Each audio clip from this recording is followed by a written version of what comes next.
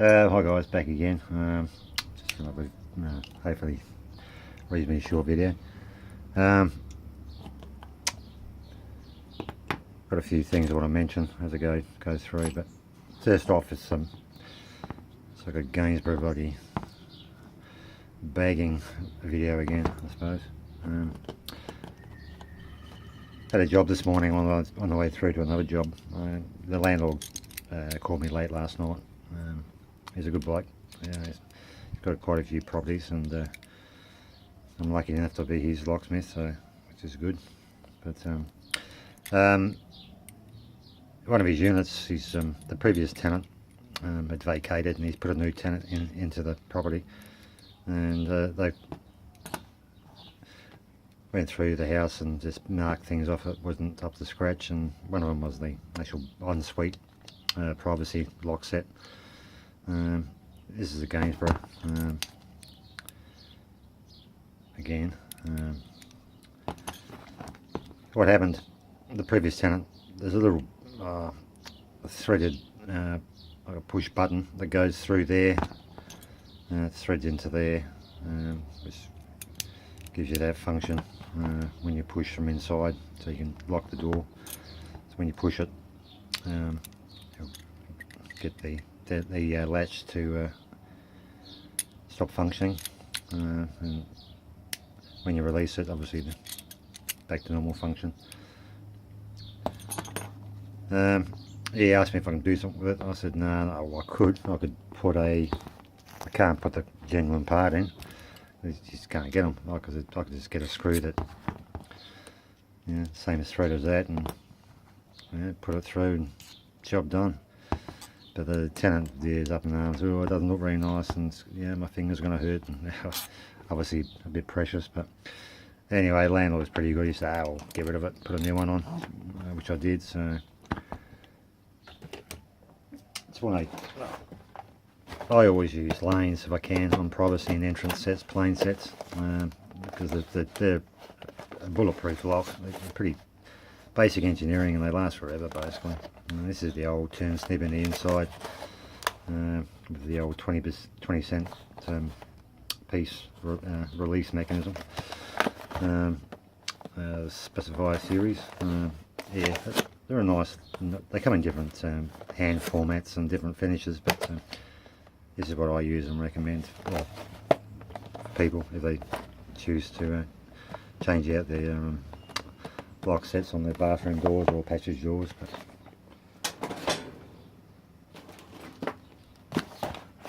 same series, obviously different design handle, and the functions the same as the Gainsborough I just showed you. It's got the, you see the hole there, it's got this threaded push button, and the quick release at the front, as like the Gainsborough, but much sturdier, longer lasting, much more reliable.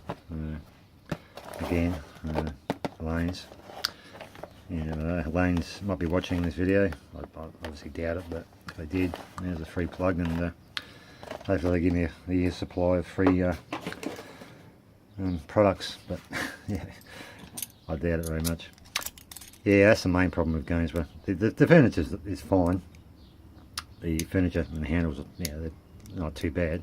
The problems with these, what you find after, is the actual latch mechanism. See if it goes inside, or it peels apart, or that breaks off, or like you lose the pin. I'm surprised the previous tenant didn't just pick it off from the ground and screw it back in, but obviously it's too much effort, or it wasn't maybe daft as a brush and didn't know how to do it. I don't know, who knows. Anyway, while I was there, the previous tenant left his personal padlock on the side gate, which is fine. It's his padlock, it belongs to him, but he's left and didn't give a key, so the new tenant couldn't get access through the side gate. There's no key for this little master lock fortress, and I'm not farting around picking it. It's on a bit of an angle. I couldn't get it up to the position where I could get down to it and pick, but I'm not getting on my hands and knees and doing that for the sake of a padlock. End up with a padlock with no key, and there's no value in sourcing a key and impression a key for this size and class of padlock. So I just cut it off, as you do, the old bolt cutters. Yeah, I was interested. I had to picked it later, just out of curiosity, and and I didn't know what was inside, but definitely getting really some couple of deep sets, so that gave me the impression that there was spools inside. That's what I did off camera. I didn't want to bore the the shit out of you, not drilling the thing to pieces, but you can see that. Yeah, that's basically that's the core that come out. Yeah, it's a 4-pinner. The 5th chamber hole was for that long pin. I'll try to take them out individually and show you. Yeah, that pin was down these, into the body of the padlock. That would, goes and fits into there, retains the plug into the padlock body. This I found sort of fascinating. Oh, there goes. I'm gonna have to get a spirit level out and level out this bloody bench. It's got a slight angle, all the shit keeps dropping off. But it's a double locking pull, which is, I won't explain how it goes anyway. It's double locking. When the end of the plug fits, I'm not sure if you can focus.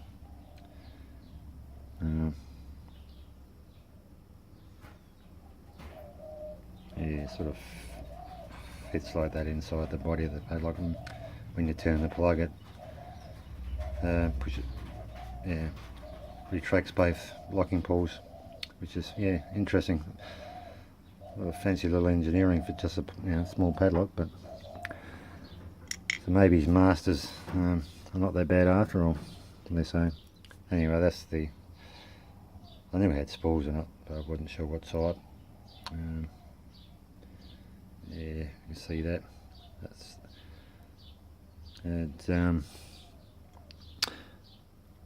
It had 3 of those spools and one of these. That one there, and the 3rd one had actually double serrated, so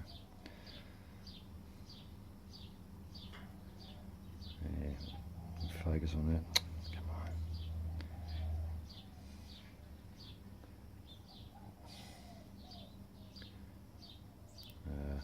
Come on.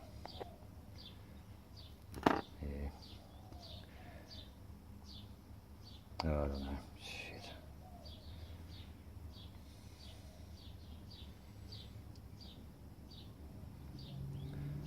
Unbelievable. When you're not actually videoing or recording, everything is sharp as crystal clear.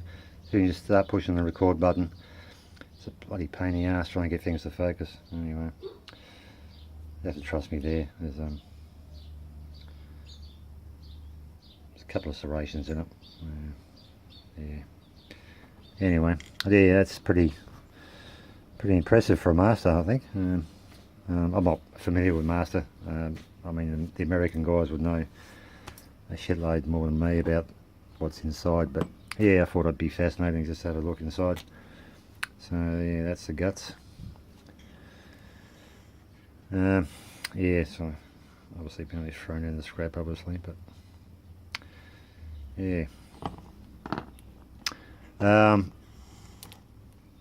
also, as I was talking about too, that over polished bloody tube of the programmable 234. I was talking to Funky. I didn't. Well, apparently on eBay, you can actually look at more photos than the actually displayed on the screen. I didn't know that. That's how, when it comes to that kind of stuff, I'm as bloody dumb as a box of rock, box full of rocks. But I looked at the photo. Pretty confident, or 98% confident. That's just held in there by a grub screw, which is hidden down there, which is hidden by a plug, obviously.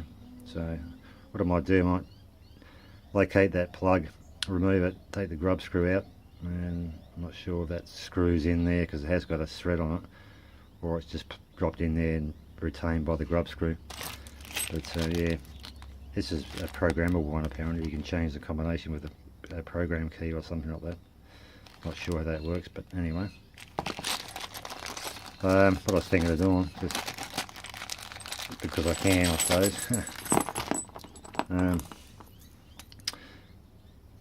Put a BDS tubular inside. Obviously the right, correct. I'll take this one out and make sure I get the right length body and modify it to suit that. That way I can have a functioning padlock with a tubular key on a 234. I've done a bit of a test rub there too. You can see that. That's one thing I'm going to do. I'm going to take it back down to its natural brass. I don't want that shiny shit on it. It looks terrible. Yeah, it's just overkill. It's too crass, I reckon. Anyway, that's just me. Yeah, I didn't show this one either. This came in the same pack. I got it from the same dealer, but they're separate items.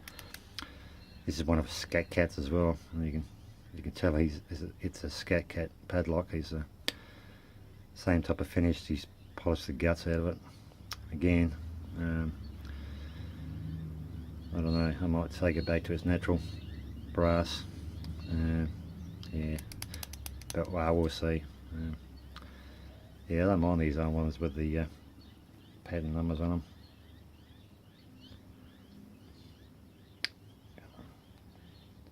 Poor old camera's bloody confused by the shine. Anyway, trust me, there we go, there's a pattern number on it. Yeah, so that's basically all I have to say really, except probably one thing. This is in regards to Funky actually. Yeah, I didn't realise that eBay buyers, they've got a number next to their little incognito name, whatever it is. So I know who Funky is in regards to what his little initials are and the number, so which is good. So I just realised last night I was playing with it. I just pushed the bid button. I didn't realise it actually comes up as all the people that are actually bidding on that item and their little hidden names and their numbers and that. And there is one guy which he mentioned, number 1. I don't know what that's about. Some kind of king is he or something. I don't know. Yeah, so at least I know if I going to bid on something, I'll just check that Funky's not in the race either. Because if he's in the race, I would let him go and let him have it. But if he's not, then if I want it, I'll give it a go.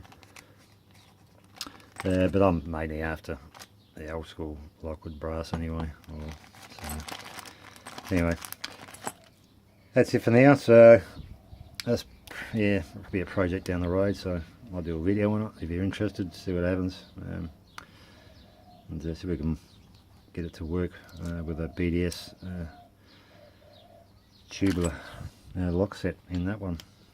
And we're going to have to modify it. Going to have to drill a hole there somewhere for the grub screw. So they don't come with that indent for the grub screw.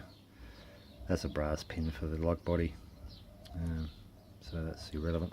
But yeah, I'll work it out. It shouldn't be too hard. A bit of basic engineering. But anyway, till next time, I'll catch you guys later, and bye.